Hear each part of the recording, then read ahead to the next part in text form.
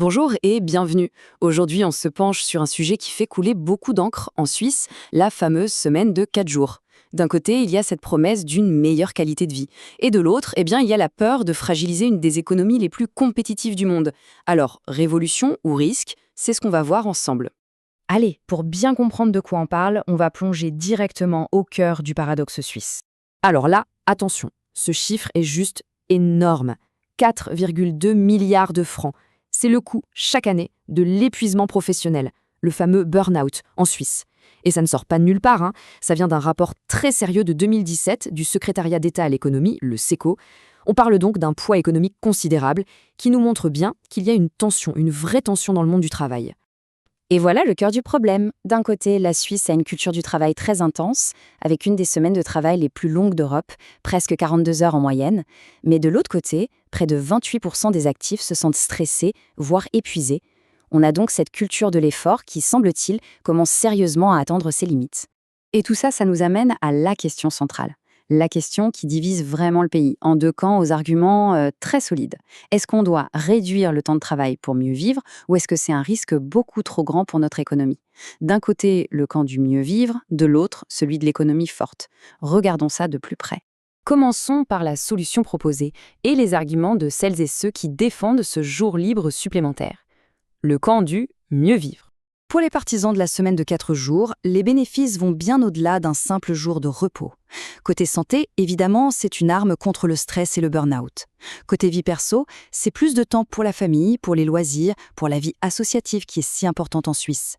Il y a aussi un argument écologique. Moins de jours au bureau, c'est moins de trafic. Et enfin, un argument social, ça pourrait aider à mieux répartir les tâches à la maison. Ce slogan, qui vient du syndicat UNIA, il résume parfaitement la philosophie.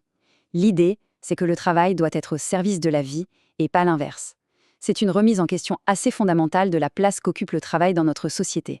Mais cette vision, elle se heurte à un mur d'opposition très fort, celui du camp de l'économie forte, qui soulève des inquiétudes, et pas des moindres. Les opposants, comme l'Union patronale suisse par exemple, agitent plusieurs drapeaux rouges. D'abord, le risque de perdre 20% de productivité. Ensuite, un impact direct sur le portefeuille, sur le pouvoir d'achat, si le salaire n'est pas maintenu. Sans oublier que la Suisse manque déjà de personnel dans certains secteurs. Travailler moins aggraverait le problème. Et enfin, il y a cette crainte de devoir faire le même travail en 4 jours au lieu de 5, ce qui, au final, augmenterait le stress. Et ça, c'est une perspective intéressante, défendue notamment par le patronat. L'idée, c'est que le débat est peut-être mal posé. Le vrai enjeu, ce ne serait pas le nombre d'heures, mais la qualité des heures de travail. Plus de flexibilité, plus d'autonomie. Bref, l'objectif serait d'améliorer le travail, pas juste de le réduire.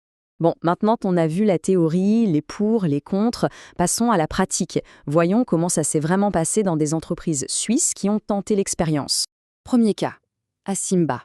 C'est une PME dans l'informatique, dans le canton de Vaud. Ils ont franchi le pas. Ils sont passés à la semaine de 4 jours. Le résultat? Des employés plus heureux, oui, mais surtout, et c'est ça qui est assez fou, une augmentation de la productivité globale. Un vrai succès. Mais l'expérience n'est pas toujours une réussite. Prenons l'exemple du groupe hôtelier Kraft à Bâle. Ils ont essayé, mais ils ont fini par faire marche arrière. Pourquoi? Parce que le personnel comme la direction ont trouvé le rythme tout simplement insoutenable. Le modèle n'était pas adapté à leur secteur. Alors, qu'est-ce qui fait la différence? C'est ça le point clé. Le succès n'est pas garanti. La différence entre le succès d'Asimba et l'échec de Kraft, ce n'est pas que les gens travaillaient plus vite. Non, c'est qu'il faut complètement repenser l'organisation du travail. Il ne suffit pas de couper une journée, il faut réinventer la façon dont on communique, dont on collabore. Et pour bien comprendre où on en est aujourd'hui, c'est important de regarder un peu en arrière. Parce que ce débat, en Suisse, il n'est pas du tout nouveau. En fait, il a une longue histoire et elle est très éclairante.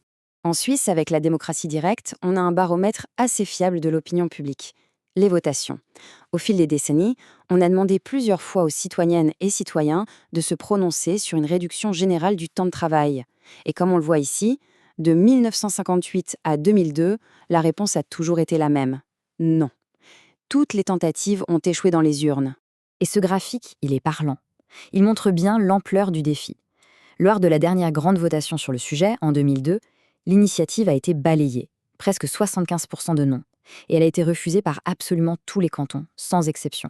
C'est un message quand même très très clair de la part de la population à l'époque. Tout ça nous amène à une dernière réflexion. Face à l'échec répété d'une solution unique, imposée par la loi, et en voyant les expériences très différentes des entreprises. La vraie question, ce n'est peut-être pas pour ou contre la semaine de 4 jours, mais plutôt, est-ce que le futur du travail, ça doit être une seule et même règle pour tout le monde, ou est-ce que ce ne serait pas plutôt une multitude de solutions, flexibles, adaptées à chaque entreprise, à chaque secteur? Le débat, lui, reste grand ouvert.